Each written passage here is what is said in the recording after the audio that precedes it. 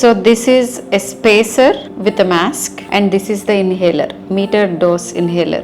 The first thing is, whenever you're using your inhaler, just check how many puffs are remaining. It will show the number here. Anything less than 20, discard the inhaler. Shouldn't be using it. First step is to remove the cap, shake it just before you use it, and then insert it in the spacer like this. ఇది ఇలా పెట్టాక after insertion, just put it like this. If your child is so cooperative like Branchi, spacer inhaler is definitely better in every which way than a nebulizer. But not everyone is like Branchi, and sometimes the child might be very young.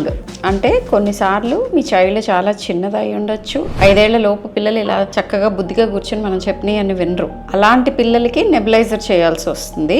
But ఇలా కూర్చొని చెప్పి విని ఎక్కువ ఆయాసం కానీ లేకపోతే మరీ విపరీతమైన దగ్గు లేనప్పుడు ఈ స్పేసర్ ఇన్హేలర్ వాడచ్చు. చాలా simple to use. First shake చేసి ఇక్కడ ఇన్సర్ట్ చేసి చైల్డ్ ఫేస్ మీద ఇలా పెట్టి దీన్ని మనం పఫ్ ప్రెస్ చేస్తాం ఇలా.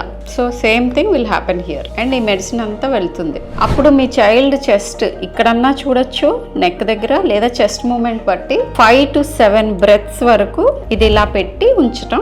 1 పఫ్ కి 5 బ్రెత్స్ అయ్యేటప్పటికి ఇక్కడున్న మెడిసిన్ అంతా ఆమె లోపలికి పీల్చుకుని ఉంటారు. సో దాని వలన ఈ పఫ్ వెళ్ళిపోతుంది. So this is the very easy way to administer. And 2 puffs అన్నప్పుడు తీసి మళ్ళీ ఇంకొక పఫ్ పెట్టి ఇంకొక పఫ్ ఇచ్చి ఇట్లా తన ఫేస్ మీద పెట్టి మనం ఈ పఫ్ ఇస్తాం. ఇట్లా ఇచ్చి తన ఫేస్ మీద ఇలా పెట్టడం వలన ఆ మందంతా లోపలికి వెళ్తుంది. Simplest way to clean is ఒక ఓల్డ్ క్లాత్ తీసుకుని ఇది తుడిచేయటం. ఇది ఇట్లా ఓపెన్ చేసి you can dismantle and clean. ఇదంతా క్లీన్ చేసేయచ్చు. క్లీన్ చేసి శుభ్రంగా ఉంచుకోవచ్చు. డ్రైగా ఉండాలి, దీంట్లో వాటర్ అసలు ఉండకూడదు. ఇది క్లీన్ చేసిన వారానికి ఒకసారి నీళ్ళతోటి నీట్గా శుభ్రంగా వైప్ ఆఫ్ చేసుకోవాలి. సింపుల్.